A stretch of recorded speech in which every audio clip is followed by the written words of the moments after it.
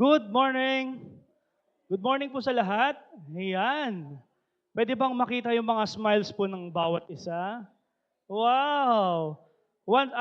Una po sa lahat, Happy Father's Day po sa bawat tatay na nandito ngayon. Tatay, Papa, Itay, ano pa ba? Daddy. Taas nga po ang kamay ng mga father natin. Ay, wala ata. Taas po, yan. Ba't nagtataas yung isa? Ayan, dito pala sa likod ko. Ang dami.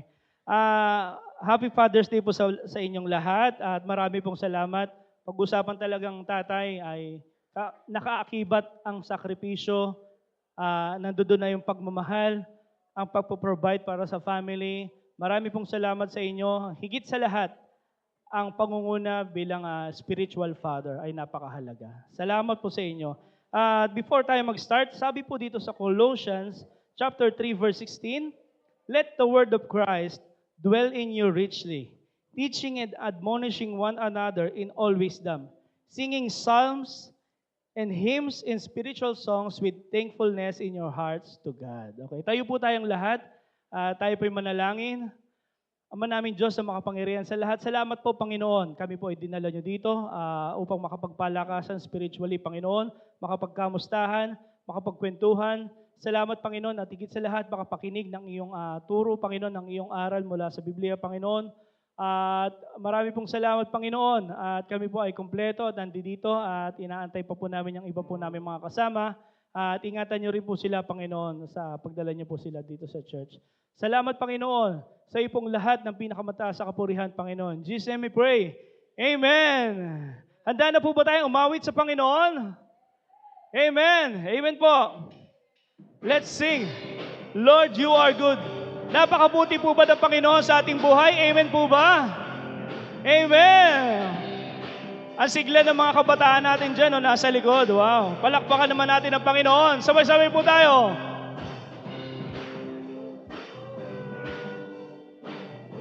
Let's sing, Lord, you are good. Lord, you are good and your mercy endureth forever. Lord, you are good and your mercy endureth forever. People from every nation and tongue, from generation to generation, we worship you. Hallelujah, hallelujah, we worship you, Jesus. Let's sing, we worship you. Come on, church. We worship you.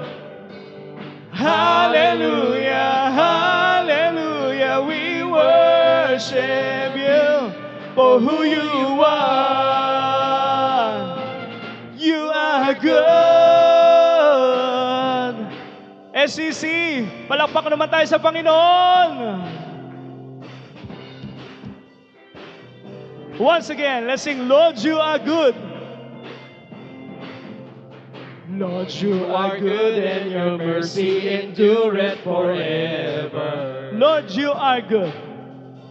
Lord, you are good and your mercy endureth forever. People from every nation, people from every nation and tongue, from generation to generation, we worship you. Hallelujah, hallelujah, we worship you, Jesus. For who you are. We worship you, Jesus. We worship you. Hallelujah, hallelujah, we worship you for who you are. You are good. Yes, you are, yes, you are, yes, you are. So good, so good, so good. Yes, you are, yes, you are. Lord, you are good. Good. Oh.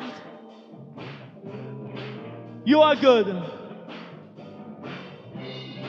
Yes, Father Jesus. Lord, you are good. 1, 2, you are good all the time. all the time. You are good, you are good, all the time, all the time. You are good, you are good, all the time, all the time. You for the last time, you're good, you are good, all the time, all the time. You are good, people. From every nation and tongue, from generation to generation, we worship you. Hallelujah, hallelujah, we worship you for who you are. We worship, come on, church. We worship you. Hallelujah, hallelujah, we worship you for who you are, for who you are, for who you are, for the last time, for who you are, for who you are. You are good.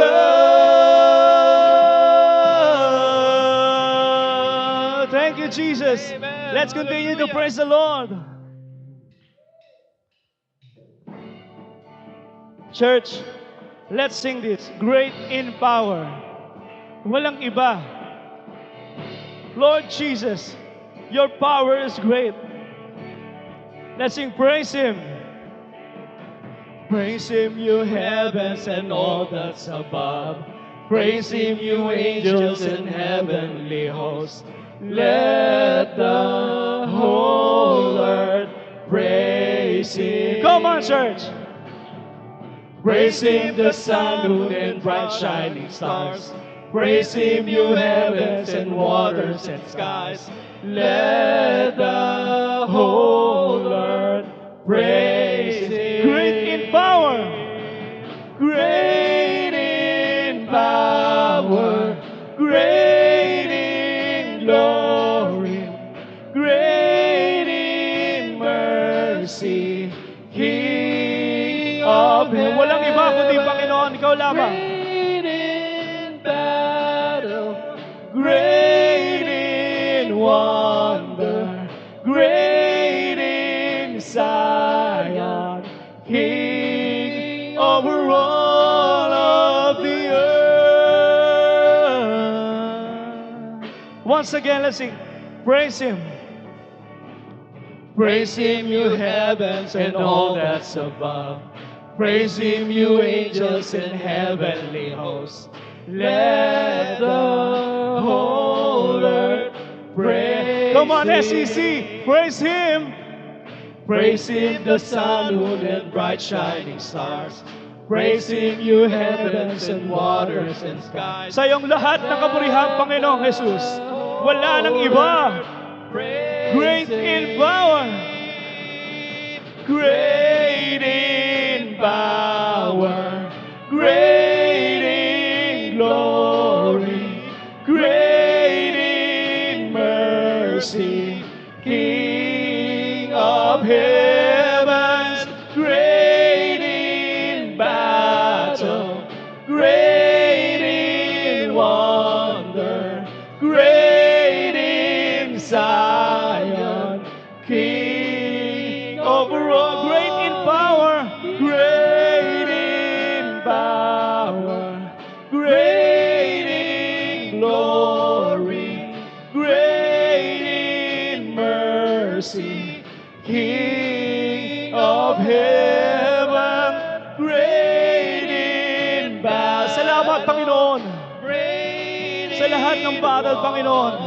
Ikaw ang nandyan para sa amin, Panginoon. Zion, King over all of the earth. Salamat, Lord Jesus.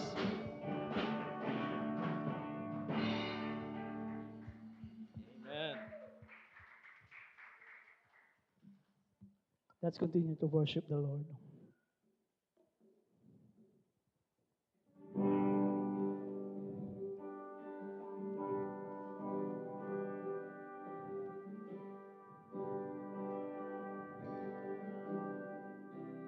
Church, lalo sa mga tatay, sometimes dumadaan tayo sa battle na tayo lang yung nakakakita. Battles na hindi natin masolve kasi minsan nilalagay natin yung sarili natin na kaya nating labanan yung battles na yon. Pero alam nyo po, walang ibang nagbibigay ng strength. Walang iba. Hindi natin matatagpuan to kung saang lugar. Ang strength na magbibigay sa atin, sa ating puso at sa isip, nang walang iba kundi nasa Panginoon. Jesus, you are my strength. Let's sing this song, You Are My Strength, Lord.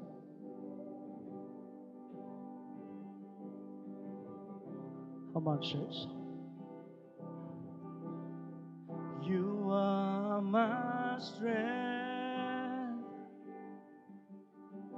strength like no other,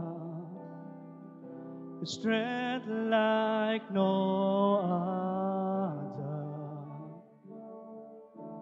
reaches to me. Jesus, you are our hope. You are my hope. Come on, church.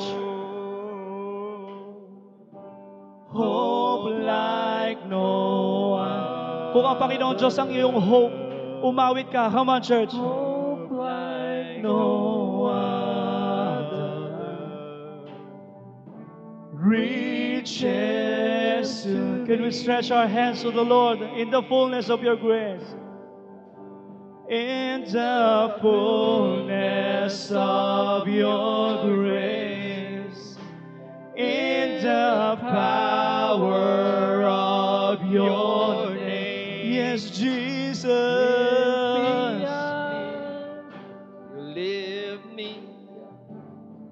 You lift me up. Let's continue. Unfailing love. Unfailing love. Salamat, Panginoon. Stronger than mountains. Come on. Deeper than ocean. Salamat, Lord. Reaches to me in the fullness of your grace. And in the fullness of your. Come on, church, sabay-sabay tayo umawit sa Panginoon. In the power of your name, you lift me up. You lift me up in the fullness of your grace. Come on, SEC. Of your grace, in the power of your name, you lift me up. Yes, you lift me up. You lift me up, oh Lord. Your love, oh Lord, reaches to the heavens and earth. Your faithfulness reaches to the sky. Your love, oh Lord. Come on, church. Your love, oh Lord, reaches to the heavens.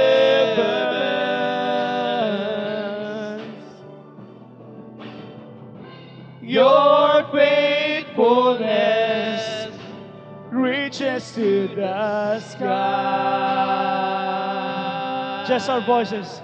You are my strength, strength like no other, strength like no other, reaches to me. You are our hope, Jesus. You are my hope.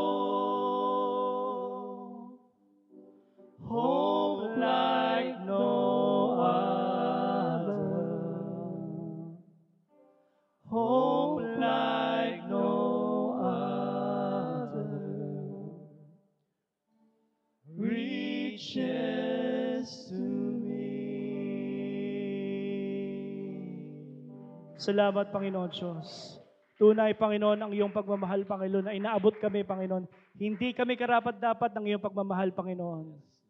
Pero dahil sa iyong tunay na pagtingin sa amin at pagmamahal, Lord, naabot kami nito. At kami po, Panginoon, ay para makapagbago. Kailangan namin ma-regenerate, Panginoon. Kailangan namin sumuko sa iyo, Panginoon. Kailangan namin isuko, Panginoon, yung mga marumi naming buhay, Panginoon. Kailangan namin mag-repent, Panginoon, para makamta namin yung tunay na strength na nanggagaling sa iyo, Panginoon. You are great in power, Lord Jesus. And Lord, you are truly good, Jesus. Salamat, Panginoon, sa iyo pong lahat ng kapurihan sa umagang ito. In Jesus' name we pray. Amen and amen. Makakaupo na tayong lahat. Salamat po.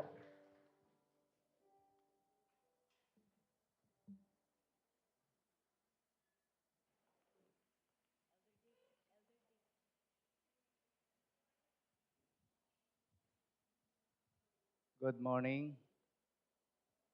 Happy Father's Day. Pag ako'y nananalangin, tuloy-tuloy kagad ako. Ngayon ko lang gagawin ito. Kasi kanina ay may mga bata na nabumati sa akin, Happy Father's Day. Yung mga kakilala at hindi kakilala, nakakatuwa. At sa mga bata, mayroon ang mga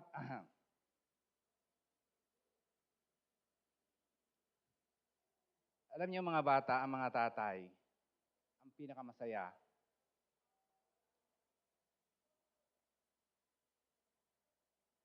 sa amin.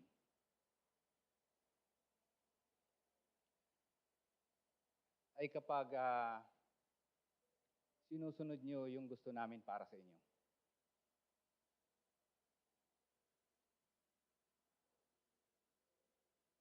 Yan ang tinatawag na silent joy.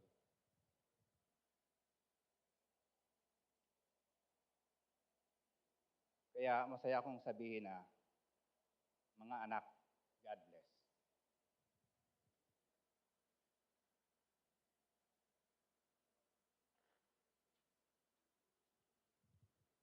Tayo ba'y manalangin?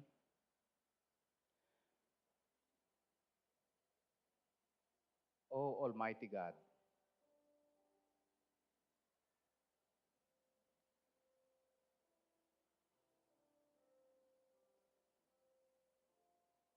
salamat sa pagkakataong ganito.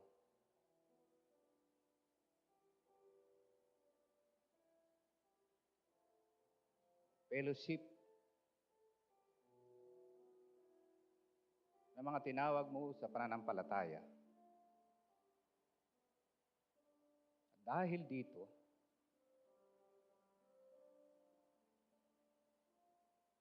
ang aming mga puso ay nagagalak na ikaw ay pasalamatan.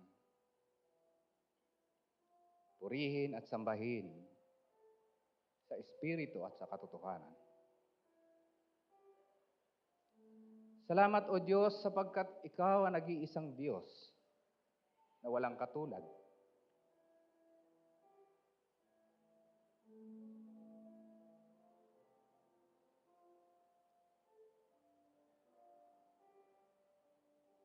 Marami kaming biyaya na tinatanggap mula sa iyo. Ang totoo ay hindi kami karapat-dapat.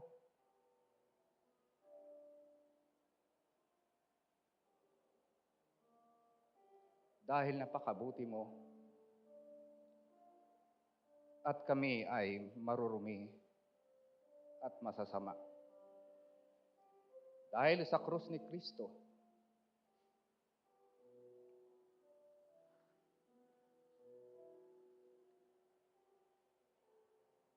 kami ay nalinis ayon sa aming pananampalataya at pagtalima sa iyo. Salamat. Patuloy niyo pong gabayan, Panginoon, ang iglesyang ito. Ang bawat mananampalataya. Akayin po, Panginoon, sa katuwiran na kung saan ito ay ang nag-iisang katuwiran mo. Upang aming ipamuhay at sa gayon,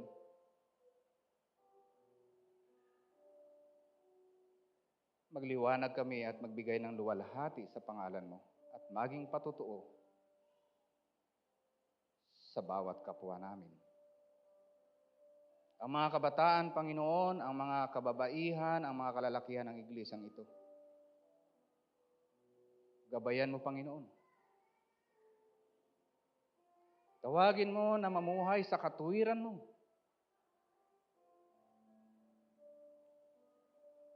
Upang, Panginoon, ikaw ang maparangalan sa iglesyang ito.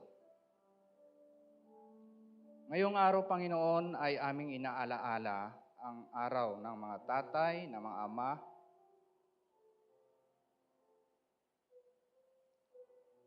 na sa amin ang pinakamabigat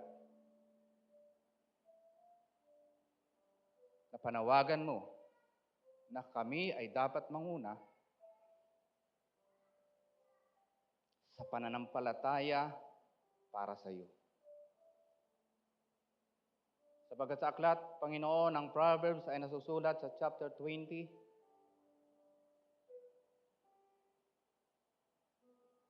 ang amang namumuhay sa katuwiran at tama, ang kanyang mga anak ay pagpapalain kung siya ang magiging halimbawa. Nawa, Panginoon, ganito ang maging paninindigan ng mga ama at alalahanin ang mga salitang ito. Upang sa gayon, O Diyos, kami na mga tatay ay kailangan ng mundo, ng aming bayan, ng aming komunidad, ng bawat tahanan, at ng bawat iglesia. Kami, Panginoon, ay maging halimbawa. Tulungan mo kami, Panginoon, na maging halimbawa sa pamumuhay ng mayroong banal na takot sa inyo. Upang ang aming mga anak ay mamuhay din na mayroong takot sa iyo. Ligaligin mo, Panginoon, ang aming mga kaluluwa, ang aming mga puso sa pamamagitan ng salitang iyon na nasulat sa aklat ng Proverbs, na mayroong kaming mahalagang katungkulan bilang mga ama, bilang mga tatay sa aming mga pamilya. Salamat po, O Diyos, sapagkat mayroong kang pangako at ang pangakong ito ay mamanahin ng aming mga anak kung kami makakatupad. Tulungan niyo po kami.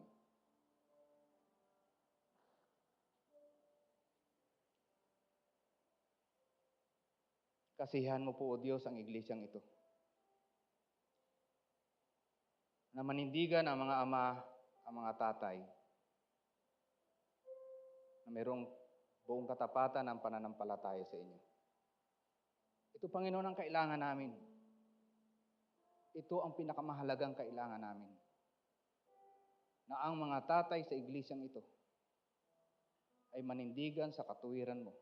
Magkaroon ng takot sa iyo. Sapagkat ito ang kailangan ng bawat tahanan at ng mundo. O Diyos, salamat dahil napakabuti mo. Hindi ka nagkulang sa iglesyang ito at sa bawat isa. Ang lahat ng kabutihan at lahat ng biyaya, ibinabalik namin sa inyo, O Diyos, na may parangal, may papuri, may pasasalamat sa dakilang pangalan ni Jesucristo. Amen.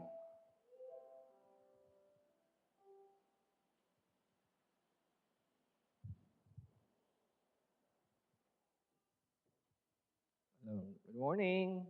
Good morning. A blessed morning to everyone. Before we sing our welcome song and greet one another, let us welcome our first-time visitors. Meron ba? Meron ba tayong visitors today, this morning? Meron po ba? Meron pong bagong mga mukha? Okay. So, wala sa ngayon, purihin ng Panginoon dahil ang lahat ay nandito. So, let's sing our song. Awitin po natin ang ating welcome song. Kung wala po tayong bisita ngayon, tayo ay magkumustahan ngayong umaga ito. Sige po, let's rise up and sing. Welcome to the family. Welcome to the family. We're glad that you have come to share your life with us as we grow in love, and may we always be to you what God would have us be. A family always there to be strong and to lean on. May we learn to love each other more with each new day.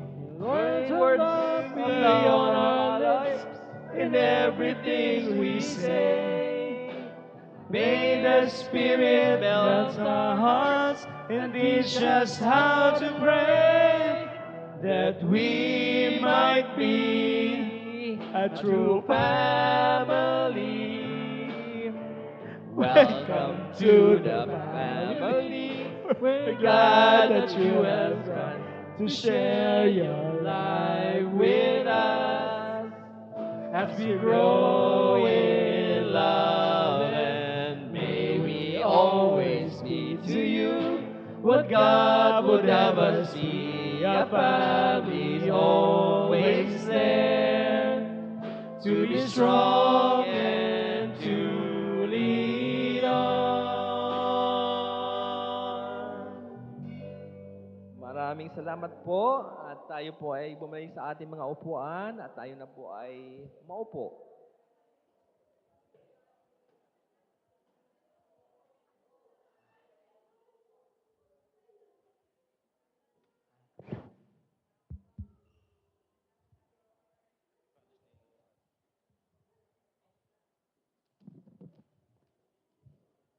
Good morning po sa inyong lahat and happy Father's Day po sa ating mga tatay.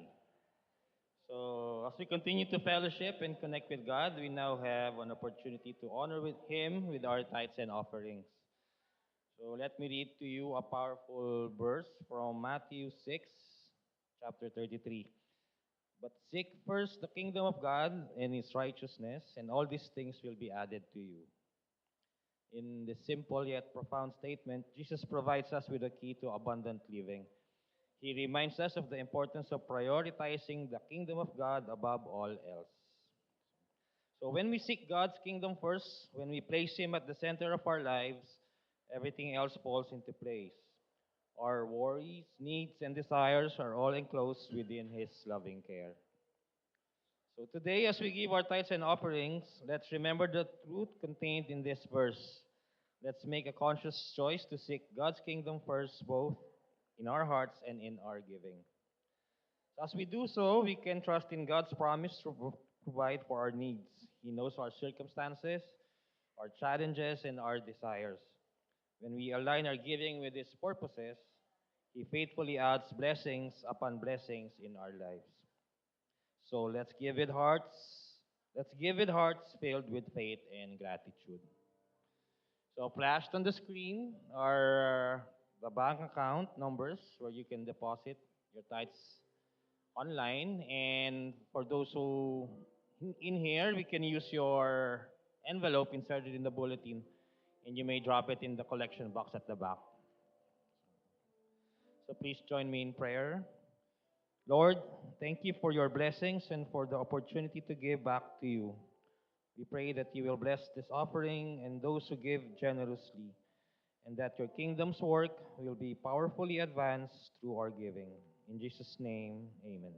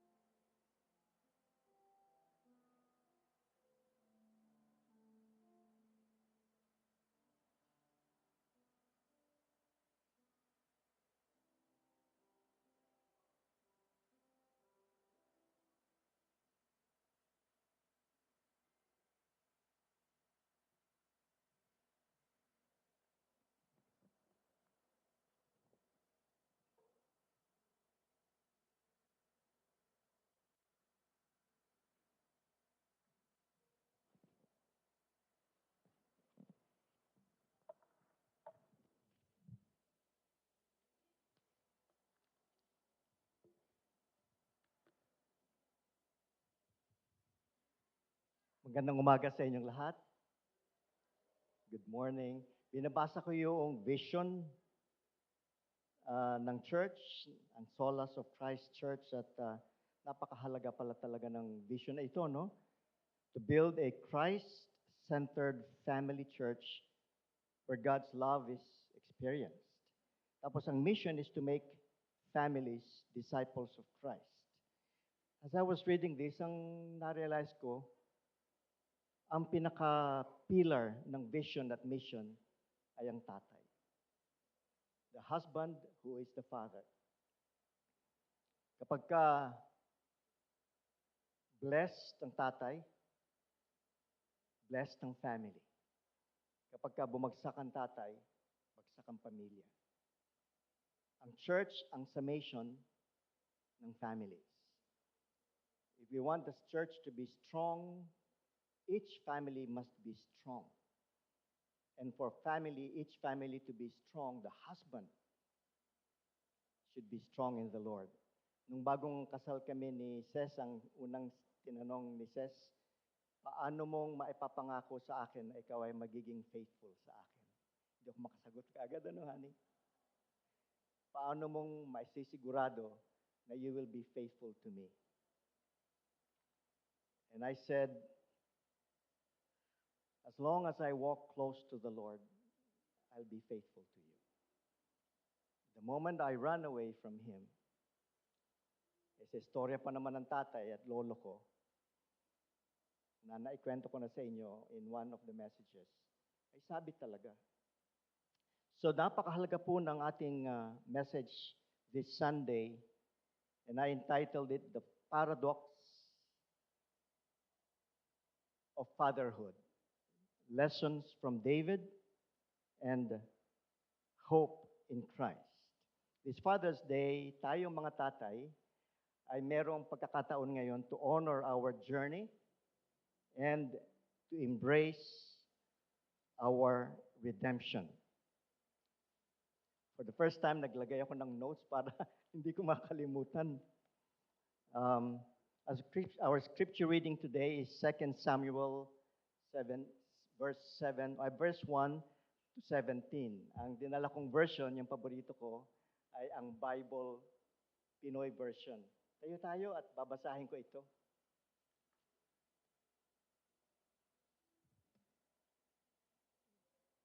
Let us come to the Lord and just offer to Him our time, because the message we'll be sharing is such foundational to each one of us.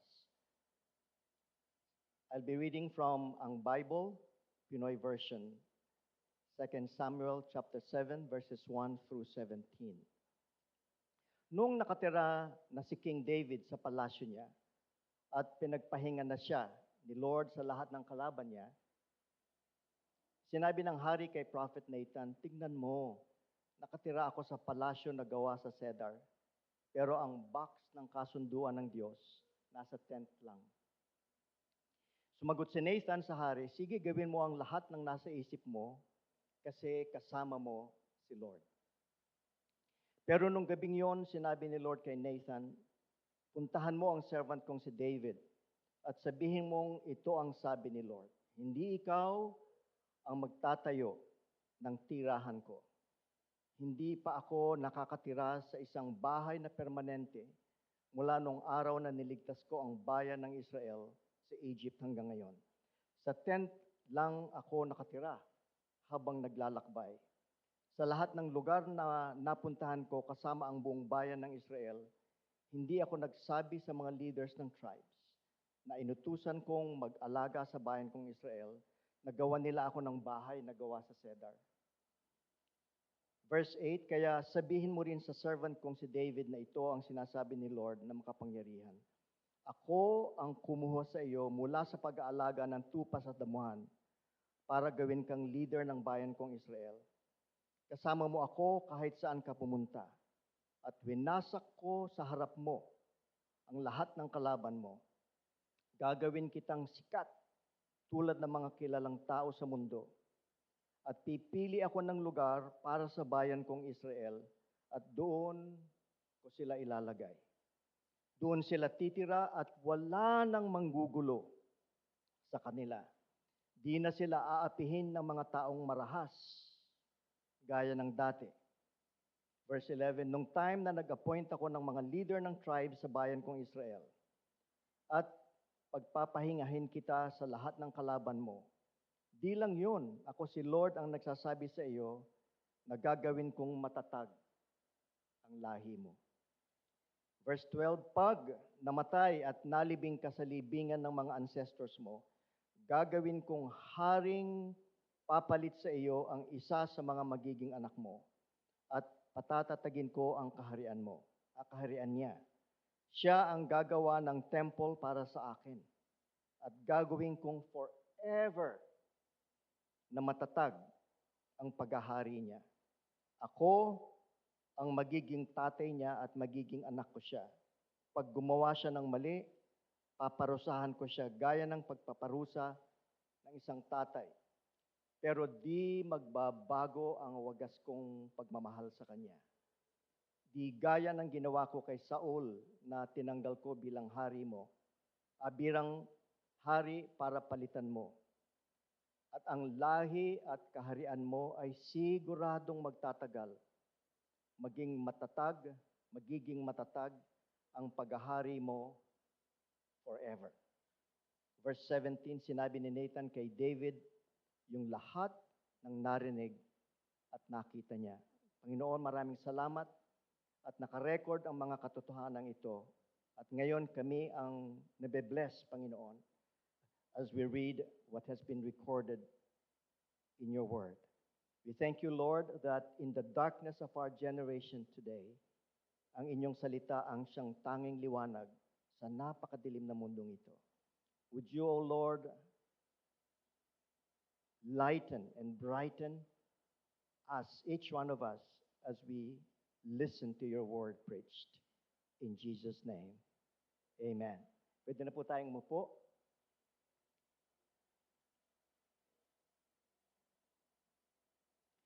Ito pong passage na binasa ko sa inyo ay ipinapakita ang laman ng puso ni David. Nakita natin sa verses 1 to 3 ang talagang sincere desire ni David to build a temple for the Lord. Ito ay makikita natin na ito ay pinapakita talaga yung devotion niya as to why he was considered a man after God's own heart. But at the same time, as we go through the verses from verse 8 to 16, makikita natin na instead of letting David build the temple, nangako ang Diyos na ang kanyang anak ang siyang magtatayo ng templo. This is a profound display of God's grace and faithfulness even before David commits his great sins. Grabe, no? Great sins and faces family turmoil. So kung titignan natin itong verses na ito, ayun na naman.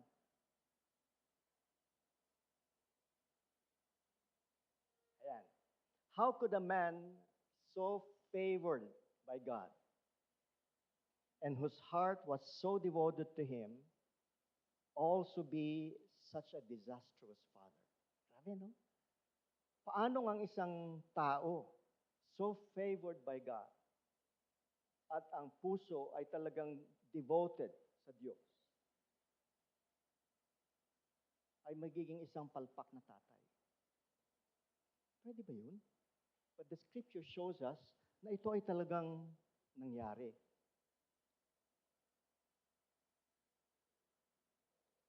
Ayaw. Doon ba? Okay.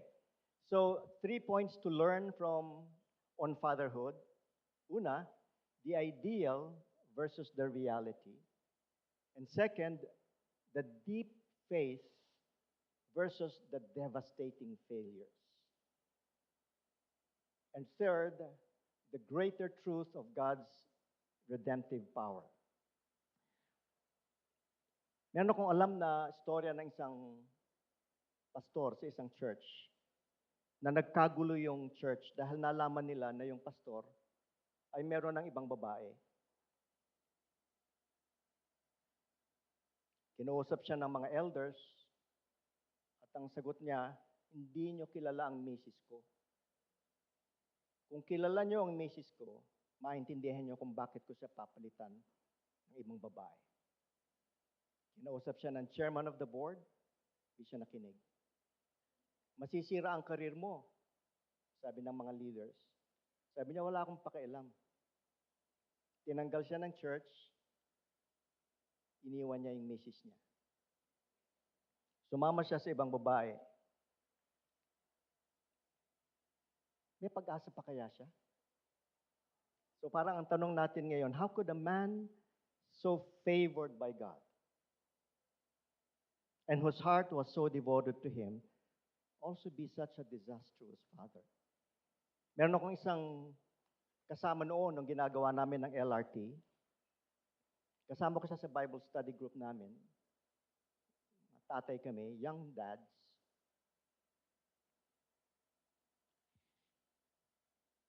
Lately na lang nalaman namin, mga 20 years later, na nire-rape pala niya yung kanyang panganay na babae. All because of the lie na nakatanim sa isip niya na itong panganay niyang babae ay anak ng misis niya sa ibang lalaki. Na hindi totoo.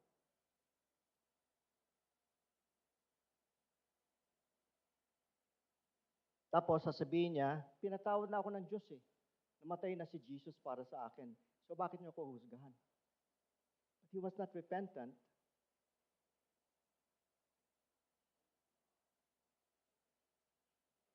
Masyadong damaged yung anak. Kaya pag-asa pa kaya yung taong yun?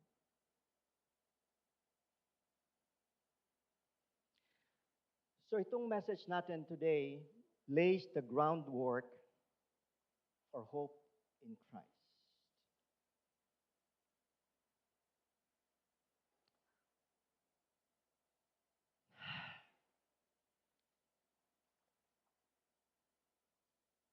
Tingnan natin ngayon yung the ideal versus the reality. Today is Father's Day and it's a time to celebrate and honor and appreciate. Pero ano ba ang sinasabi ng society tungkol sa perfect father? Before that, bigyan ko kayo ng parang background. Bakit merong Father's Day? Nagsimula pala ito sa US. Noong 1909, the first known Father's Day observance took place on July 5, 1908 sa Fairmont, West Virginia, at a church service held in memory of 362 men who died in a coal mine explosion. Pero one-time commemoration lang ito at hindi na naging yearly holiday. Pero noong 1972, si President Nixon pumirma ng isang legislation making Father's Day a permanent national holiday in the United States, celebrated on the third Sunday of June. Dito sa Pilipinas, it was during Cory Aquino's presidency, under Proclamation number 266, that the Father's Day was made official every third Sunday of June, while Mother's Day ang nauna on second Sunday of May. Ngayon, ano ang sinasabi ng society tungkol sa isang perfect father? Sabi ng Sociology of the Family, as we observe in our culture and through various forms of media, the societal ideal of a perfect father often encompasses qualities like being a strong protector, a responsible provider, an actively involved parent, and positive role model, and a fair disciplinarian. So meron akong binati kahapon ng Happy Father's Day, ideal ka talaga na tatay. Provider, responsible, strong protector, kasi siya ay army. Talagang nakita namin, sabi nga nung anak ko, Dad, pag humawak talaga ng 45, alam mo talagang army. Napakabait ng mga anak. Disiplinado yung kanyang dalawang sons. So, binati ko siya at sabi ko, I'm sure nung malilit pa yung mga bata, ikaw ay disciplinarian. Sumagot yung misis niya sa akin. Sabi niya, actually ako ang disciplinarian sa bahay kasi twice a year lang siyang nasa bahay. Naka-assign sa summer eh. Kaya ako ang bruha sa bahay. Siya daw ang kontribida sa bahay, yung tatay ang parang mabait, na nakakatuwa. Ano? Kaya lang kung titignan natin itong societal ideal of a perfect father, sino naman ang perfect father sa atin? Wala. In reality, in reality, fatherhood is messy. No perfect fathers. That includes me. Only imperfect man on the journey. Matugo ang pagiging tatay. Hindi madali. Wala namang kurso ng masteral degree in fatherhood. Wala ngang college degree on fatherhood. Walang doctoral degree on fatherhood. All of us have to go through our own personal trial and error method. Our focus today is learning from both successes and failures. Even if our faith is deep. Even if our faith is deep. Why is it important to talk about this ideal? Because una, it's unrealistic. Pangalawa, katulad ng sinabi ko, life is messy and people make mistakes. Wala ditong tatay na pwedeng magsabing siya ay perfect. Akala ko nga nung araw, I thought I was a godly man. Sinabi ko yata sa inyo yun, I thought I was a godly man until my son was born. Because he tested me to the extreme ng aking temper. And tuwing maalala ko yun, masakit sa dibdib ko. Mabuti yung message natin maya-maya. Sa faithfulness ng God, nabawi ko ang anak ko. Pagka tinignan natin yung ideal father image, it creates pressure and guilt. Kasi alam natin na hindi naman tayo gano'n. So pagka nagkaroon ng small group discussion sa mga tatay, meron mga tatay na tahimik na lang. Yung iba, very proud magkwento. Yung tahimik kasi, yung feeling niya, hindi siya nararapat na makapagkwento tungkol sa pagiging tatay niya. Unless magkaroon ng lakas ng loob ang bawat isa to open up. So sa experience ko, pagka sinabi ko na, alam niyo, ako tatay, palpak ako. Biglang mamaya, magkakwentuhan sila din. Ako din, palpak.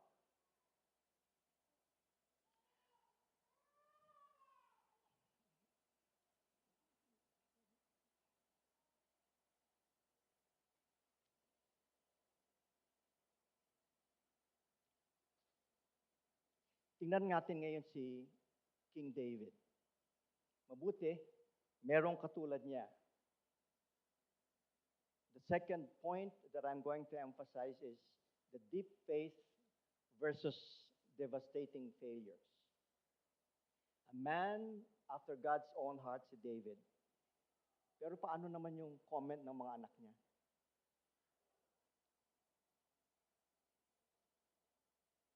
Pagka ang pag-uusapan ang faith ni David, ay walang question.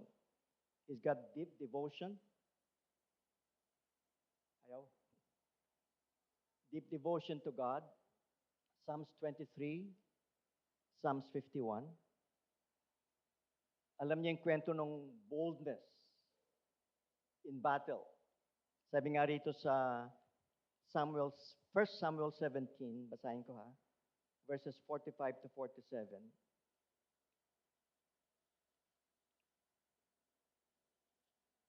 Grabe. Sumagot si David, pumunta ka rito, sabi niya kay Goliath, na may dalang espada at mga sibat. Pero nagpunta ako rito sa pangalan ni Lord na makapangyarihan sa lahat. Siya ang Diyos ng mga army ng Israel na nilalait mo. Ngayong araw na ito, ibibigay ka ni Lord sa mga kamay ko. Pababagsakin kita at pupugutan ng ulo. Ipapakain ko sa mga ibon at mga mababangis na hayop ang mga bangkay ng mga sundalong Philistines. Tapos malalaman ng buong mundo na may Diyos sa Israel. This verse is happening right before our eyes today. Napakaliit na bansang Israel, inaatake ng Iran through the proxies. And now, yung napakaliit na bayang yon ay inatake ng gusto ang Iran to the point that Tehran right now is burning. Itong verse na ito says, at malalaman. Tapos, malalaman ng buong mundo na may Diyos sa Israel. This is going to be a different topic, but we are living in such historical moment where Israel, in the face of all nations of the world, will be God's light in the midst of such darkness. But ibang topic yun. Nakita natin na bold talaga si David against such giant Goliath. At nagkaroon din tayo sa kanang reading kanina sa 2 Samuel chapter 7, yung kanyang desire to build God a temple. Pero bilang tatay, palpak talaga yung kanyang pagiging tatay. His parenting is disastrous. Nabasa niyo na ba yung istorya niya sa Bible? Tungkol sa rape ni Amnon of Tamar. At yung inaction ni David. Tinignan ko rito yung background. Una, sa 2 Samuel chapter 3, ito ang sabi, nagkaroon ng mga anak na lalaki si David habang nasa Hebron. Ang panganay niya ay si Amnon. Anak niya kay Ahinoam na taga Jezreel. So si Amnon ay anak niya sa una niyang misis, si Ahinoam. Ang pangalawa ay si Kileab, anak niya kay Abigail na byuda ni Nabal na taga Carmel. Ibang istorya ito, no? Tapos, ang pangatlo ay si Absalom. Anak niya kay Maaka na anak ni Talmai, ang hari ng Geshur. Itong si Absalom, meron siyang kapatid. Ang kapatid niya ay si Tamar. At doon sa 2 Samuel chapter 13, grabe, si Absalom na anak ni David ay may magandang kapatid na babae ng pangalan na si Tamar. Na in love si Tamar doon sa unang anak ni David, si Amnon. Di mapakali si Amnon kasi gusto niyang maangkin ang half-sister niya. Kaya nagkasakit na siya. Virgin pa kasi ito at bantay sarado. Kaya mukhang imposibleng malapitan siya ni Amnon. Abay, merong kaibigan si Amnon na tuso. Sabi doon, hindi, ganito lang gawin mo, magkunwari kang may sakit. Tapos sabihin mo sa tatay mo, si Tamar ang pumunta para magsilbi sa'yo. So, ganun ang ginawa niya, pinagluto siya. Nung nakaprepare na si Tamar, sabi niya, umalis kayong lahat. So silang dalawa lang naiwan. Sabi niya, dali mo yung pagkain sa kwarto. At doon, sinamantalahan niya si Tamar. Sabi ni Tamar sa verse 12, wag kapatid ko, wag mo akong persahin. Kasi bawal yan sa Israel, wag mong gawin ang masamang bagay na ito. Paano ako, wala na akong mukhang maihaharap sa mga tao. At ikaw, ituturing kang basura sa Israel. Kaya please, kausapin mo na lang ang hari at siguradong ibibigay niya ako sa iyo. Pero hindi nakinig si Amnon. At dahil mas malakas siya, nagawa niyang rapin si Tamar. Sabi no, nakasulat ito. Pagkatapos nito, sobrang nagalit at nandiri si Amnon kay Tamar. Mas matindi pa kaysa pagkagusto niya rito. At sinabi ni Amnon sa kanya, tumayo ka at umalis ka na. Sumugod si Tamar, wag, mas malala pa itong pagpapalayas mo sa akin kaysa sa ginawa mong kasamaan sa akin. Pero hindi nakinig si Amnon. Tinawag niya ang personal niyang servant at sinabi niya, alisin mo ang babaeng ito sa harap ko. At ilak mo ang pinto paglabas niya. Pinalabas nga siya ng servant at nilak ang pinto. Sa ibang version, pinalabas siya sa labas. Kita sa labas ng mga tao. Suot noon ni Tamar ang long sleeves na robe na sinusuot ng dalagang anak ng hari. Nilagyan ni Tamar ng abo ang ulo niya at pinunit ang suot niyang long sleeves. Pinatong niya ang kamay niya sa ulo niya at umalis habang umiiyak ng malakas. Nakita siya ng kapatid niyang si Absalom. At sabi niya sa kanya, may ginawa bang masama sa iyo ang kapatid mong si Amnon? Huwag mo muna itong ipagsabi kapatid ko. Kapatid mo siya. Huwag kang masyadong mag-alala. At tumira si Tamar ng malungkot at nag-iisa sa bahay ng kapatid niyang si Absalom. Verse 21, nang mabalitaan ni King David ang lahat ng ito, galit na galit siya. May footnote dito, nakasulat, pero hindi niya pinarusahan si Amnon. Kasi panganay niya ito at mahal niya. Doon pa lang sabit, ano?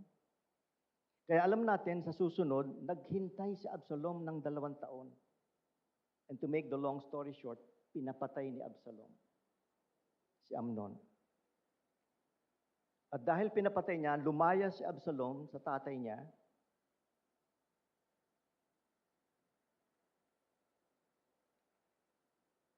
At paglayas niya, nagtago siya. Pero dahil dito, ay nagkaroon din ng balak si Absalom na siya ang pumalit bilang hari. So nagkaroon ng rebellion. Absalom's rebellion and death. Absalom's ambition to usurp his father's throne was fueled by a combination of factors, including his own pride, but certainly also by a sense of entitlement and resentment, sama ng loob in the royal household. His actions led to a civil war and immense suffering for David and the nation. At alam din natin yung kwento, ay ulit, yung lack of discipline and accountability. Yung kay Adonijah, hindi ko nadaanan yon. Pero lastly, alam natin yung kwento ni David na siyang naging bukas sa lahat ng problema sa pamilya. Ito yung siya ay natukso. Sa 2 Samuel chapter 11 hanggang chapter 12, sinabi rito ni Nathan, bakit mo tinalikuran ang salita ni Lord at ginawa ang masama sa paningin niya? Pinapatay mo si Uriah na Hittite, hinayaang patayin siya ng mga Ammonites, at kinuha ang asawa niya. Dahil diyan, laging may mamamatay ng marahas sa lahi mo. Kasi tinalikuran mo ako, kinuha mo ang asawa ni Uriah na Hittite para maging asawa mo. At sabi pa ni Lord, gagawa ako ng gulo sa sarili mong pamilya. Sa harap mo mismo, kukunin ko ang mga asawa mo at ibibigay sa ibang lalaki. Makikipag-sex siya sa mga asawa mo habang nakikita ng lahat. Pasikreto mong ginawa yon, pero gagawin ko yon sa harap ng buong Israel. Nakita ng lahat. Verse 13 ng chapter 12, sabi ni David kay Nathan, nagkasala ako kay Lord. Sumagot si Nathan, pinatawad ka na ni Lord, di ka paparusahan ng kamatayan. Pero dahil ininsulto mo ng todo si Lord sa ginawa mo, mamamatay ang magiging anak mo. Tapos umuwi na si Nathan. There are always consequences sa ating mga pagkakamali. At dito nakita natin ang hard truth. David's faith did not automatically translate into good parenting. His failures were significant and had devastating consequences. Ba't hindi itong katotohanan na ito, no? Dito makikita natin na hindi mo pwedeng i-connect yung kahit na gaano ka-strong ang faith mo sa responsibility natin ng mga tatay sa ating mga anak. Ano ang warning? Faith is not a substitute for active parenting. Being a man of God does not excuse us, dads or tatay, from the responsibility of actively nurturing, disciplining, and guiding our children. Katulad ng pagkakamali ni David, nakita na niya ang mga palpak, pero hindi niya kinorek. In another instance of 1 Samuel chapter 3, account ito ni Prophet Samuel. Sabi dito sa chapter 3, verse 13, You should tell him that I am about to judge his house forever because of the sin that he knew about. For his sons were cursing God, and he did not rebuke them. Inaction has consequences. Passive parenting, favoritism, and a lack of accountability can destroy families. Pangatlo, our sins ripple out. Our personal choices, even those we try to hide, can profoundly impact our children and future generation. Lumaki ako nang ang tingin ko sa tatay ko ay perfect. Talaga namang perfect si tatay. We have time together palagi. Kinikwento niya yung buhay niya, na siya ay galing sa broken home, na ang tatay niya ay driver, nagkaroon ng babae, nagkaroon ng anak. Ang nanay niya ay first policewoman ng Malasike, nagkaroon ng ibang lalaki. Siya ay itinapon sa asyenda. Sabi niya, ayoko mangyari sa atin ito, anak. So love na love ko talaga si tatay. Tuwing birthday namin, dadali niya kami sa Quiapo. Ako muna kasi, ay hindi, yung bunso, July 4, dadalhin sa Quiapo. Pagkatapos, i-date ni tatay, isang baso ng gatas, toasted bread. Pagdating ng birthday ko, July 12, ganun din ang gagawin ng tatay. Punta kami sa Quiapo, magpe-pray kami. Pagkatapos, i-date ako ni tatay. Malamig na gatas ng nasa baso. Pagkatapos, toasted bread. Hindi ko alam, napakamura lang pala noon. Pero special sa akin yon. Nung college na ako, sabi ng nanay, malapit nang mag-retire si tatay mo. Solong-solo ko na si tatay. Only to find out na meron sikreto si tatay. Nagkaroon siya ng babae, nabuntis niya, at nanganak. Hindi namin alam na bago ipinanganak yung panganay na pamangkin namin, ay nanganak din yung kanyang babae. Nakatago ito, sikreto niya, hanggang sa dumating yung panahon na nakatanggap kami ng sulat from public attorney's office na yung babae ay nangihingi ng support. Hindi makapaniwala ang nanay. Pero mo, no? Expected na ni nanay ko na for the rest of his retirement, kasama niya at solo niya si tatay. Yung sin ni tatay rippled out. And there was a time nung nasa Brunei sila, nagpinagbakasyon ng kapatid ko, at doon nag-away sila sa kotse. To the point na sinabi ng kapatid ko, sige, mamatay na lang tayong lahat dito. Siya nagda-drive. Yung impact ng sin sa kapatid ko. Kung hindi ko kilala ang Panginoon, I could have truly hated my dad. Ito yung magiging message natin mamaya. Our sins ripple out, and there is a need for self-examination.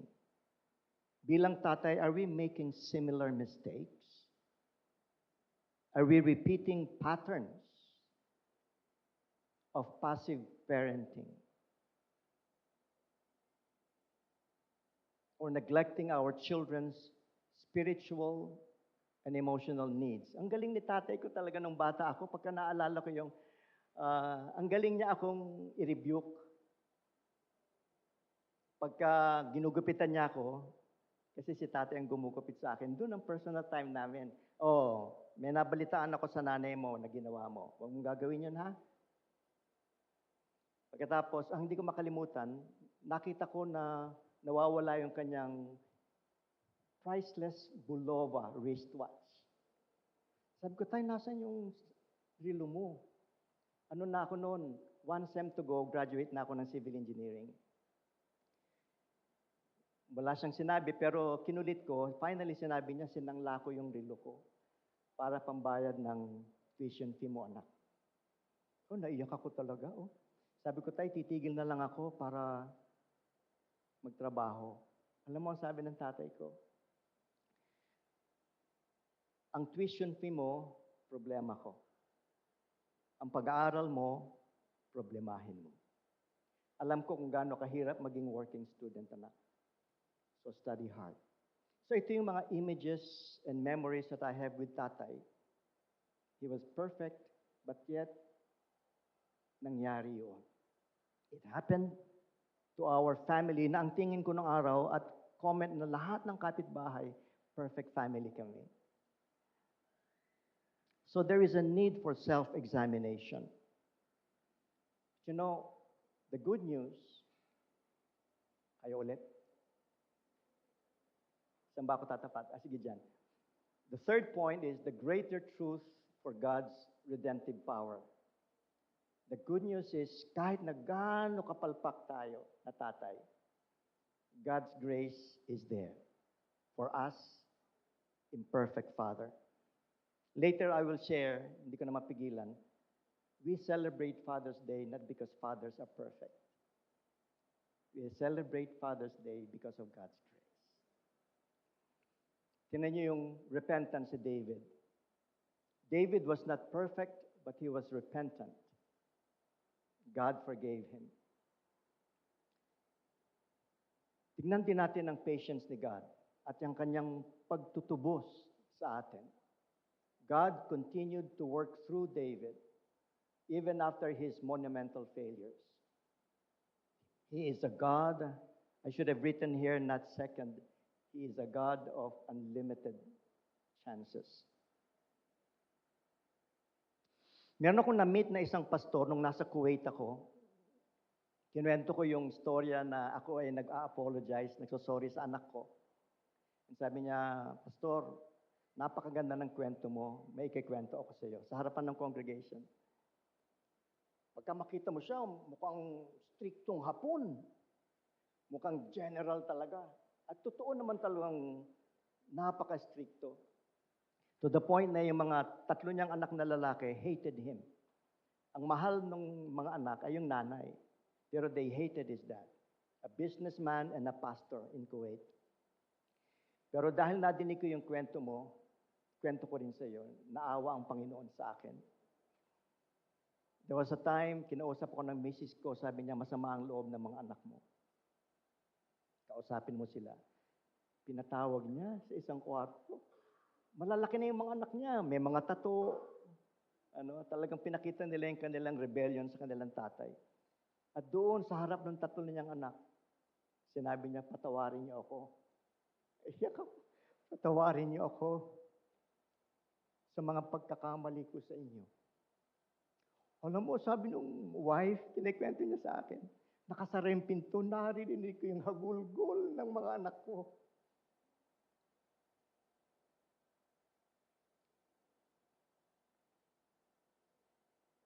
Nakabawi yung tatay. Despite the fact that they grew up in the midst of such a tyrant dad, dahil nagpakumbaba yung tatay, nakabawi siya. Naka-ICU siya 2 weeks ago at yung kanyang anak na si Jay ang nag-update na nakabawi ang tatay niya, hindi namatay.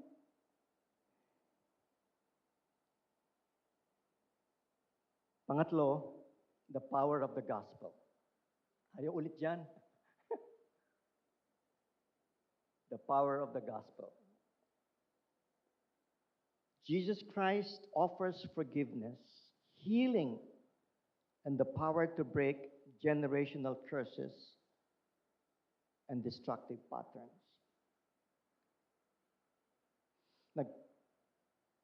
Sinabi ng tatay, hindi, nabasa ko yung sulat na kailangan kaming pumunta sa power of attorney, sa office ng attorney. Hindi ko alam kung anong gagawin ko, sasamahan ko ba sila? Nag-aalala ko na si nanay, baka hatawin niya ng payong yung babae pag nakita sila sa korte. So, naghingi ako ng advice at sinabi ng aking discipler, si Kuya Philip Flores, sumama ka lang. So, punta kami. And for the first time, na-meet ko yung aking half-sister. Ganito pa lang siya noon. Sino yun? Yung puti ang buhok, sabi niya sa akin. Tatay ko yun. Tatay mo yun? Galit sa akin yan eh. Tuwing uutusan ako ni mama ko para humingi ng 100 para pambili ng notebook, Bibigyan niya ako ng 100, tapos itataboy na niya ako. Sabi ko sa kanya, sino si tatay mo? Hindi ko alam. Grabe.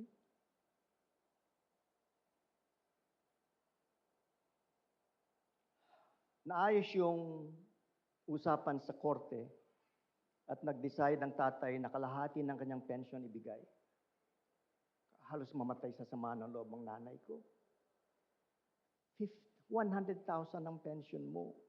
Ni minsan hindi ako nakahawak ng 50,000. Ibibigay mo lang sa babae. Sigurado mo bang anak mo yan?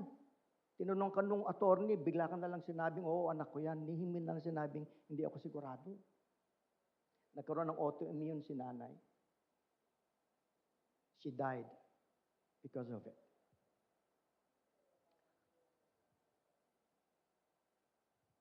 But I love my dad. It broke the curse, the generational curses and destructive patterns. Hindi ko makalimutan yung ako ang nagpapaligo sa kanya, na stroke si tatay, tumira siya sa amin. Natai siya, ako ang naghugas ng puwit niya. And then I said, Tay, mahal kita.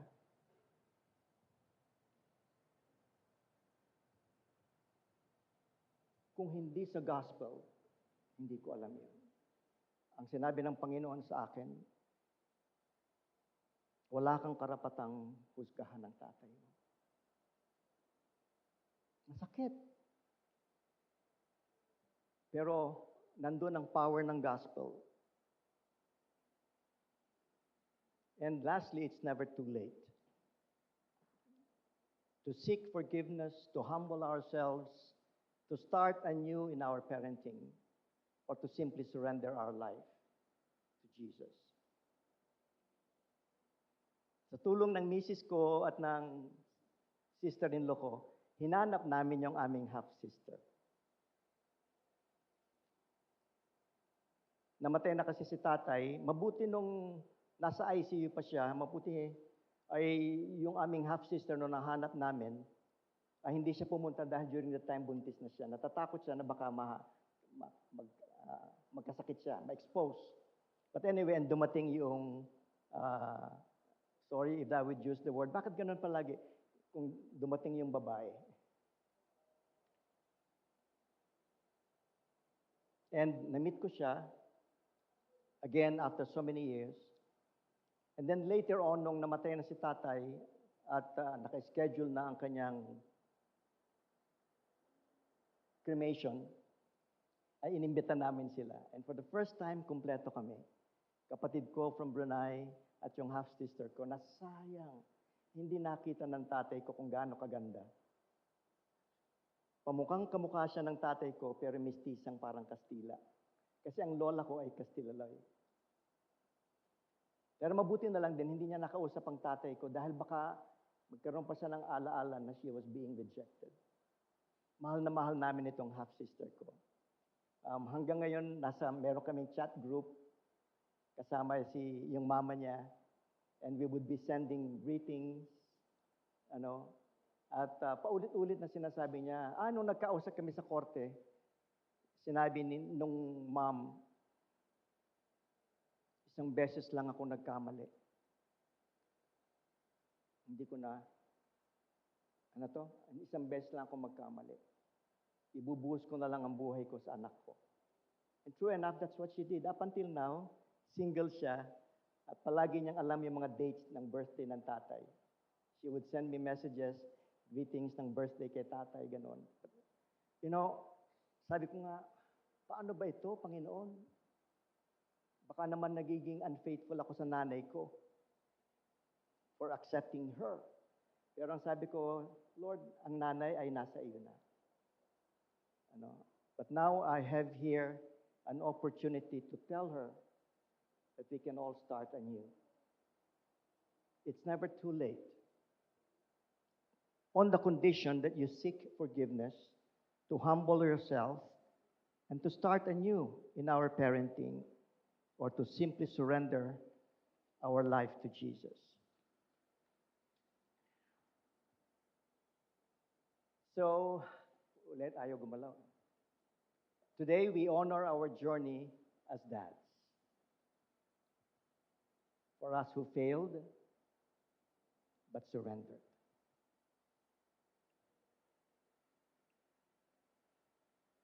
If we still have the time, or to those who really have the time, let's acknowledge the pain.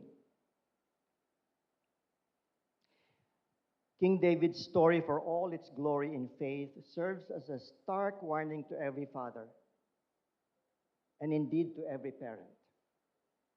If you are a father here today and you recognize some of David's failures in your own life, passive spirit, a lack of discipline, a hidden sin that has wounded your family, pakinggan nyo ito. Your faith in God, no matter how sincere, cannot cover up the damage of your inaction or your unaddressed sin in your parenting. Totoo yung mga consequences. Ngayon, naintindihan ko na God can forgive, but God will not take away the consequences of our sins.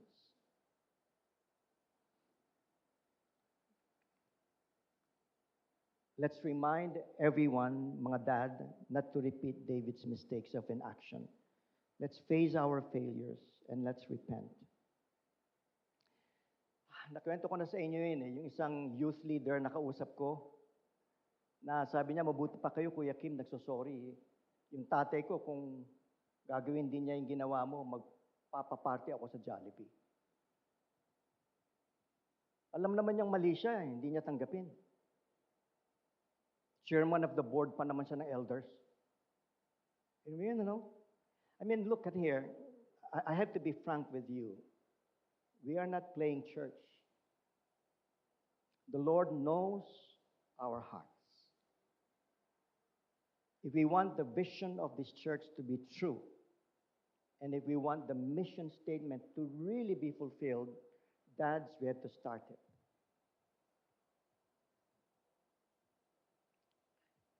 There's a dad here I love so much. I respect him so much. He opened up his life to me, a broken husband, a broken dad. But yet, God gave him the chance. I love this man. I saw the grace of God in him. Tayong mga dads, tandaan nyo ito. Hindi titigil si Satanas hanggat buhay tayo, natuksuhin tayo. Wag nating isipin na hindi tayo babagsak. Lalo pa ngayon sa mga social apps, dating apps. Kahit sa mga edad natin, pwede tayong magkaroon ng date.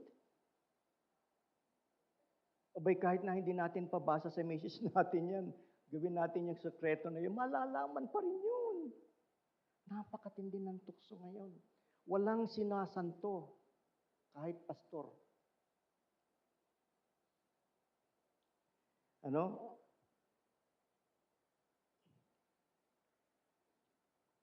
Pero alam nyo, kahit na ganito kahirap, there is a glorious counterpoint to this warning. A profound truth that shines brightest sa kadiliman ng ating mga karanasan. Sa bawat tatay na nadapa, sa bawat tatay na pumalpak. Kahit na ilang taon na ito, pero dumating siya sa end ng kanyang kalokohan. For every father who has truly surrendered his life, his regrets, his brokenness, and his entire being to Jesus Christ, we want to honor you today. We may not have been the perfect father. Isa pa ulit. We may not have been the perfect father, but if we have the courage to surrender,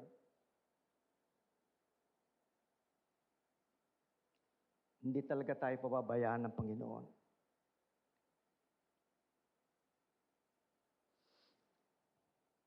To surrender our sins to our Father is the most honorable thing a tatay can do.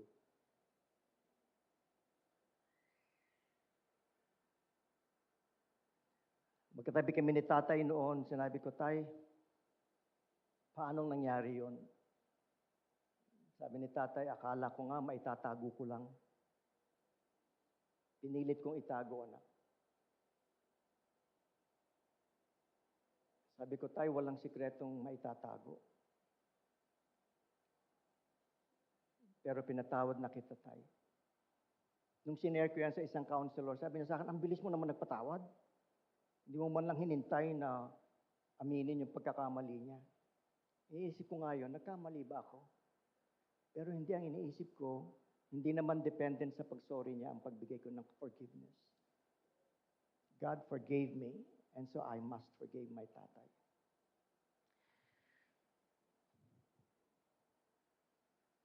Ang pwede lang nating ipamana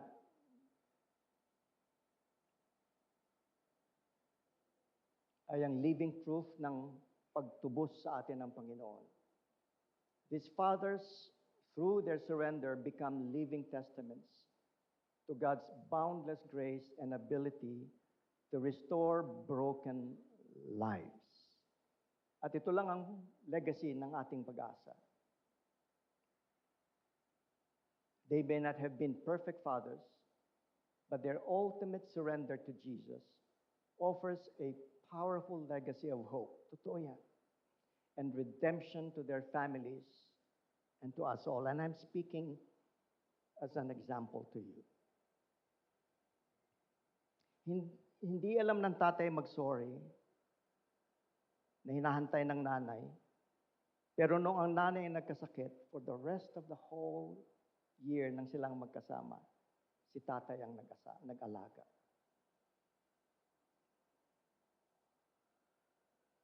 I love tatay. Yesterday, naalala ko lang siya. Nakasando, malaki tiyan. Tapos ngingiti sa akin. Kasi Benj, hindi mo ano, si tatay mo ay perfect. Pagka nadinig ko yung salitang tatay, naalala ko ang tatay ni Pastor Benji. We only have a short time to live. As dads, we have to embrace God's redemption. Ito lang ang living hope for our church to fulfill its vision and mission. For all fathers, ayaw alam. Ito ang reflection time natin.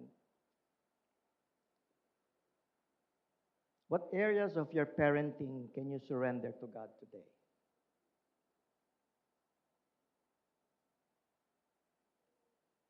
Meron mga instances na pinapaala sa inyo ang banal na spirito na hindi kayo nagkaroon ng lakas ng loob na aminin na nagkamali kayo sa mga anak ninyo. Akala niyo ba mawawala ang respeto ng mga anak natin pagka nag-sorry tayo sa kanila? On the contrary, talagang bumabalik ang respeto ng mga bata. The mere word, sorry anak, nagkamali ako. But for those who have failed, have you truly surrendered your life and your past mistakes to Jesus? And para sa atin, sa bawat isa rito sa atin, how can we support and encourage fathers on their journey? Acknowledging both their struggles and their potential for growth in Christ. Alam nyo, anong ibig sabihin yung redemptive power of the gospel? Binigay ko sa inyo yung verse ng Colossians 2:13-15. Basahin ko rito ulit. Napaka-powerful nito if this is what we will have to apply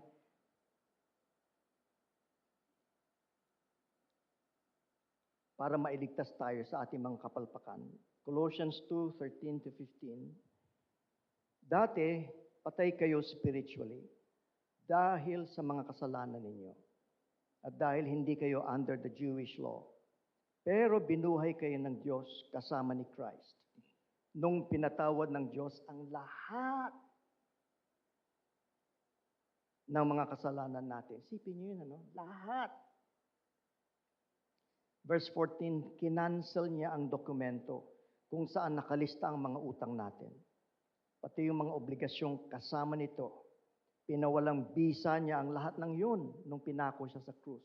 Kung kanselado na ang lahat ng sins, ano pa ang pwedeng ungkatin ni Satanas? First, remember this, if we dads are truly repentant and we truly surrender and we admit to our children our misgivings and mistakes, then the power of darkness won't rule. And if ever one ay pwedeng ungkatin ang mga nakaraan, then this truth is real. Kinancel na, burado na ang lahat.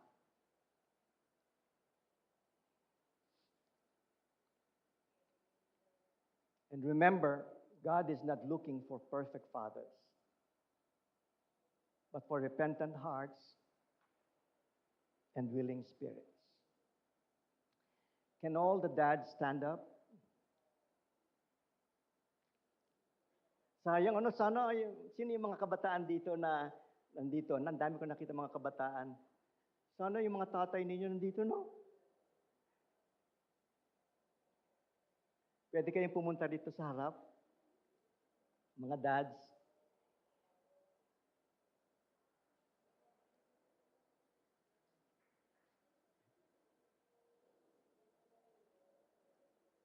Yeah!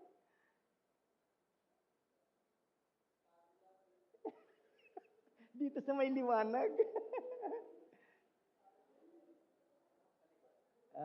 Dito po. And then, Pastor Benji, kung i-request ko, pwede mo bang ipag-pray kami mga dads?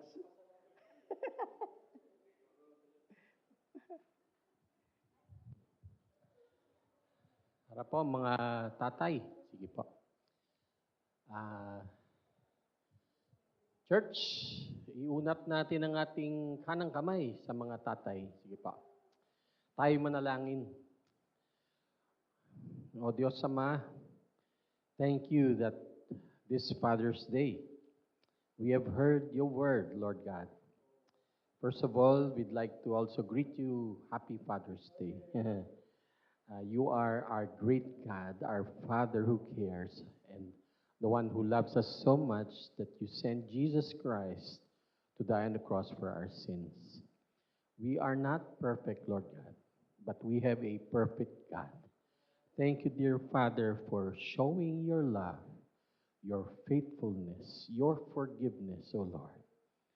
We do pray, Lord, that as fathers, we are standing here before you, O Lord, acknowledging our sins, acknowledging our failures. Lord, we cannot hide anything from you. Forgive us, Lord God. And we pray, dear Lord, with the message we have heard, that we will also learn to forgive others who have wronged us. And Lord, also to love our families, to love our wives and children, Lord God. They are your gifts to us. And so we pray, dear Lord, that as fathers, Lord, grant us your grace, that we will lead our homes, Lord God, to honor you, to glorify you, to worship you, to serve you, O God. As for me and my house, as the word says, we will serve you, O God. Let each father standing here, O Lord, lead their families to Christ. And then, Lord, to honor you and to serve you and to disciple our families. For your honor and glory, we pray all of these things in Jesus' name. Amen and amen. Happy Father's Day, mga tatay. Sino pong sunod?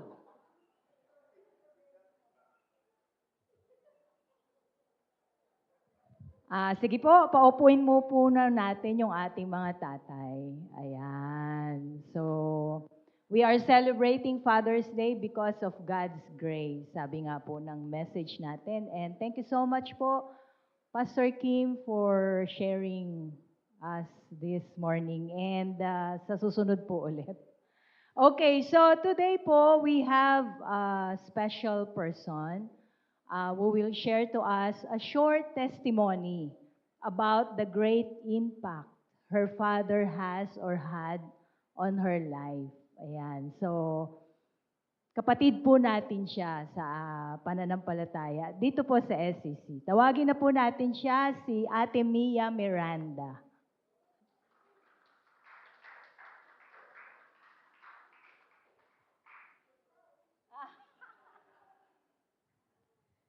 Gulat sila kasi kakanta po ako. Music, please.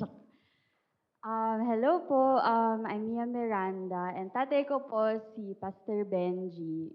Hindi actually, wala atang nakakaalam na magsasalita ako ngayon. Ako rin po nagulat na corner lang po ako ni Tita Tess nung nakita niya kami sa Vikings nung isang araw. Pero, ayun po. So, my dad is steady, dependable, and strong. The type of person who leads by example and shows love through actions more than words. Whether it was driving me to school without fail, fixing things around the house without complaint, or simply being there when I needed him, my dad has always been a quiet force in my life. Yan po yung sabi sa ChatGPT. But kidding aside, my dad wears a lot of hats. To many, he is a pastor. To others, he is a missionary. And to our dog, Abu, he is a food giver. But to me, he is a father. Ever since I could remember, he has always been my protector and one of the most reassuring figures in my life. As a child, I was told I often bumped my head. Kaya kung makikita niyo po yung mga pictures ko nung bata, meron ako makakuha na naka-helmet. Nagtataka naman ako bakit ako naka-helmet. Yun pala, lagi ako nauuntog. And also, because I was quite makulit as a child, I would have a child safety tether while walking around malls. So, naka-leash ako pag nasa mall kami. Lahat yon pakana po ng tatay ko. Yet another time, I accidentally got lost at St. Luke's. I got in the elevator a bit too early, and the doors closed, leaving me, for the first time in my life, lost. I couldn't remember too much about how I felt as I looked for my parents, but I do remember finally seeing my dad, running into his arms and letting out tears of relief. I've always felt safest when with my dad. As I grew older, I no longer hit my head on walls or got lost in malls and hospitals, but I still needed his help with so many things, among them home repairs and big life decisions. Si Daddy ang repairman namin sa bahay, whether it's a broken clock or a broken chair or furniture that needs putting together. Kung kailangan namin ng Band-Aid, ng Betadine, at lalo-lalo na kapag Vicks, siya yung una naming nilalapitan. Even the toughest to open jars are no match for my dad. As our concerns went from broken things to broken dreams, he remained a steady counselor who always told us to seek the Lord first, to pray and not be anxious, to do our best, prepare for the worst, and trust God to bring the victory. He made sure we were firmly rooted in the Word of God, so we would be equipped to make the right decisions. Daddy always covered me in prayers, and that, I'm confident, is one of my life's secret weapons. He would lead us in family devotions, which I found to be extremely grounding, especially during the pandemic when so many things were uncertain. Daddy also loved celebrating us out loud, whether it was getting into college, graduating, landing my first job, and every job after that. Throughout every milestone and birthday, he showed us love by making sure to show up and early on in the week, researching kung ano bang restaurant yung magugustuhan namin what out of the 4,000 restaurants he follows on Instagram ang aming unang kakainan? Expert. Kung makikita niyo po yung Instagram following niya, 4,000 doon ay restaurant. Plus, laging may Facebook post. And more recently, a Facebook story complete with background music. So kung nakikita niyo yung mga stories ni Daddy, meron dyan, thank you, Lord. Ayan. But in many ways, I've known the love of our Heavenly Father through the love of my Heavenly Father. It's a love that is protective, is giving, celebratory, and when it needs to be, quietly reassuring. Very few things do I deem to be a bigger blessing than having my dad as my dad. At yun po, hindi na yun ChatGPT. Happy Father's Day po to my dad and to all the fathers out there. Okay po, so as per requested by Ate Vanj, akyat daw po kayong dalawa, pipicturan daw po kayo.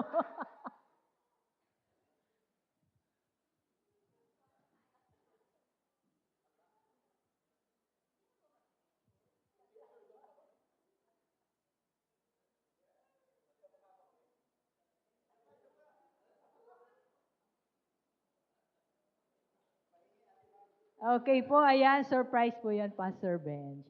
So before we recognize our fathers here at SCC, let us all watch a short ABP to honor them. Ayan.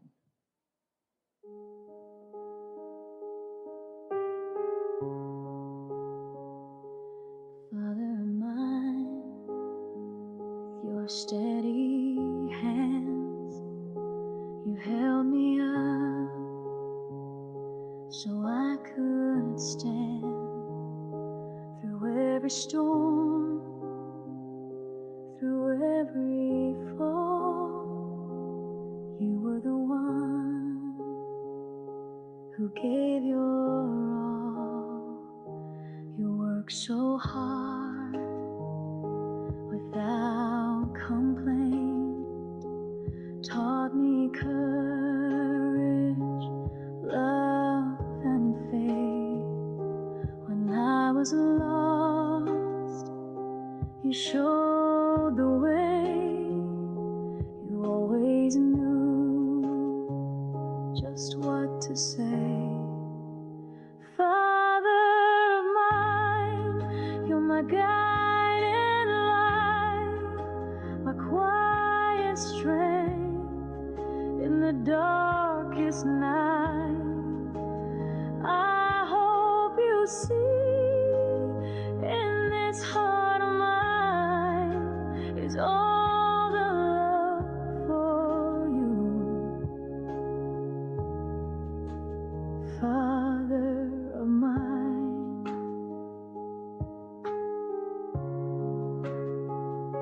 the stories you told, the laughs we've shared, the silent ways you've shown you care, even when I didn't understand,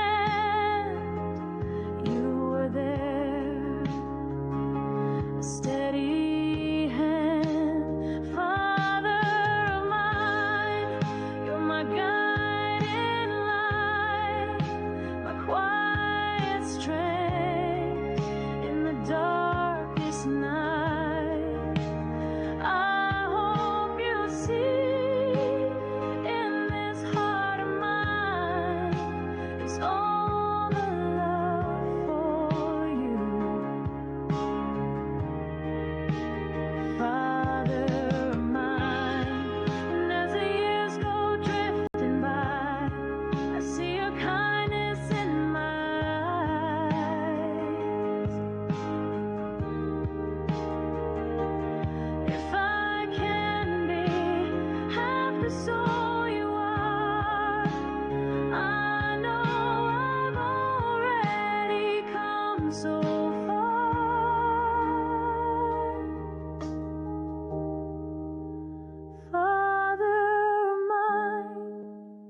You've shaped my way with every word you didn't say. I carry your wisdom, your love, your sign, forever proud. You're the Father of mine. You've shaped my way with every word you didn't say. I carry your wisdom, your love, your sign, forever proud. You're the Father of mine.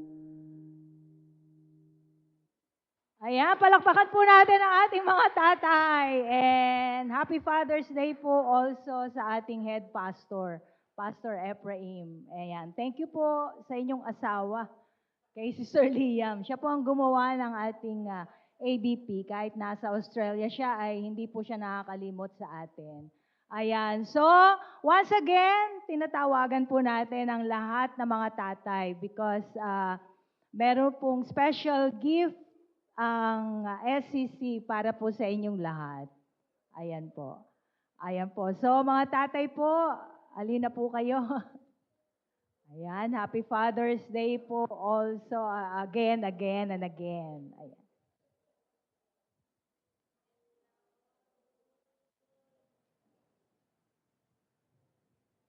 Ayan, so picture taking na lang po kasi napag-pray na po kayo kanina. Na-advance po yung prayer po natin. Opo, wala pong problema. Ayan, special po yan. Sumasabog po.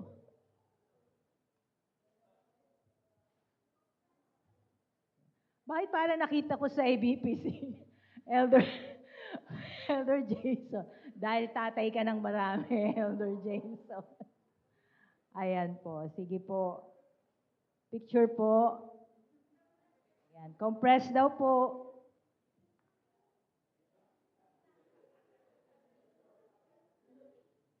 Pwede daw po kayong umakyat sa stage. Ayan, para kitang-kita daw po kayo.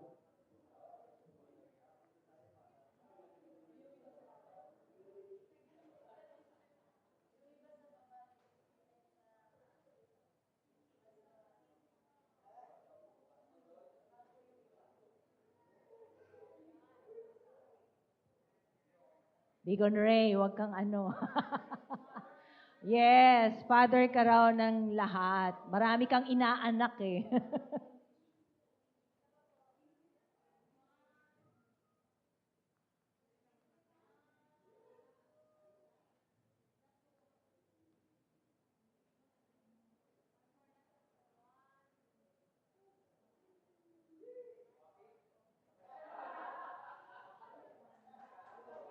Okay po, palakpakan po natin ang ating mga tatay.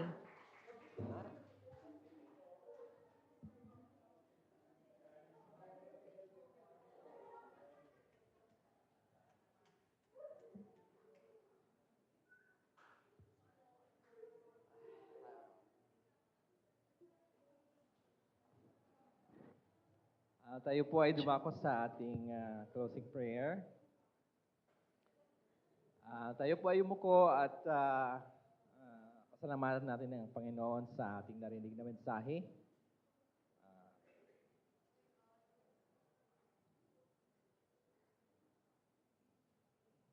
Gracious and loving Father, Lord, we come before you in the throne of grace.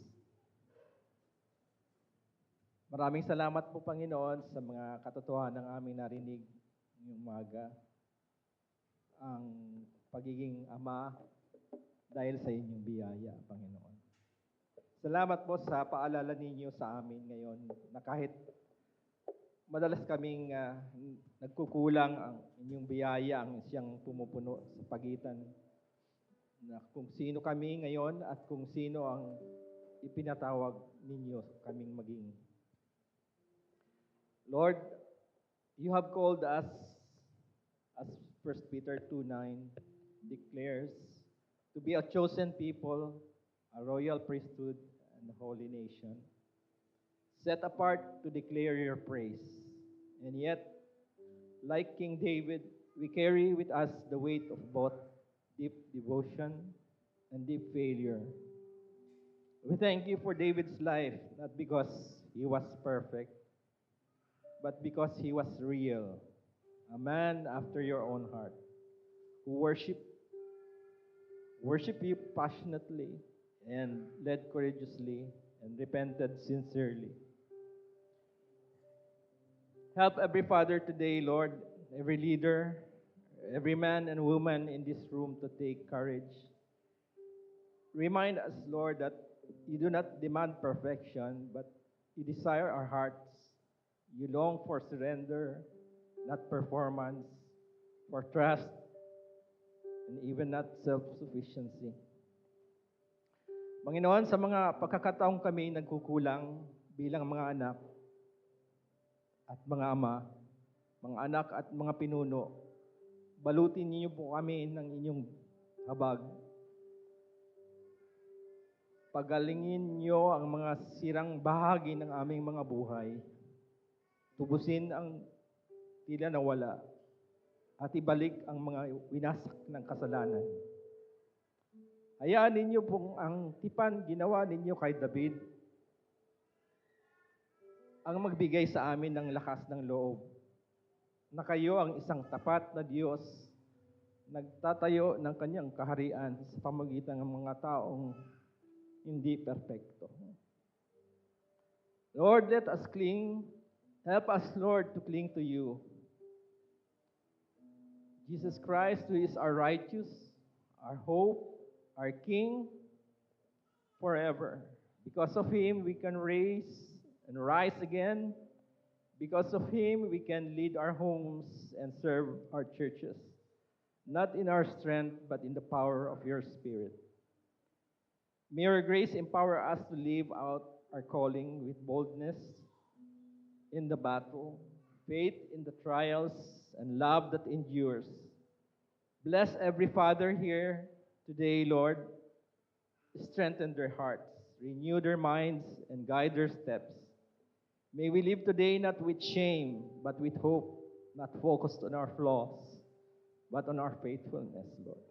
We bless you, Lord, and we seal this time with thanksgiving in the mighty name of Jesus Christ. And may the love of the Father and the grace of our Lord Jesus Christ and the fellowship of the Holy Spirit be with you all. Amen and amen.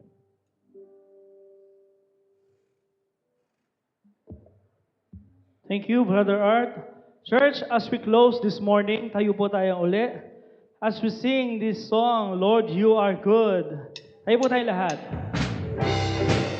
Palakpak naman tayo sa Panginoon.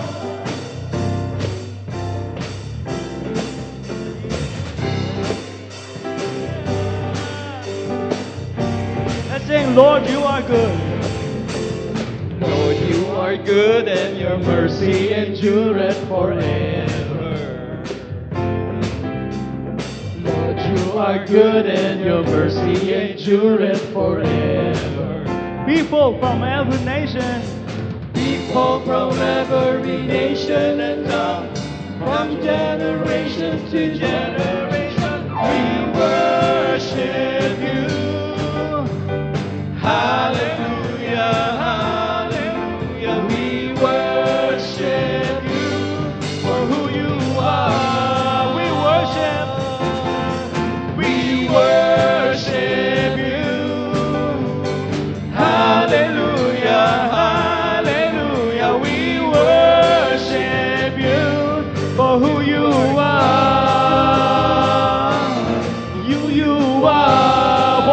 For who you are, for who you are. You are good. Yes, Lord. God bless us all. See you on next Sunday. Thank you.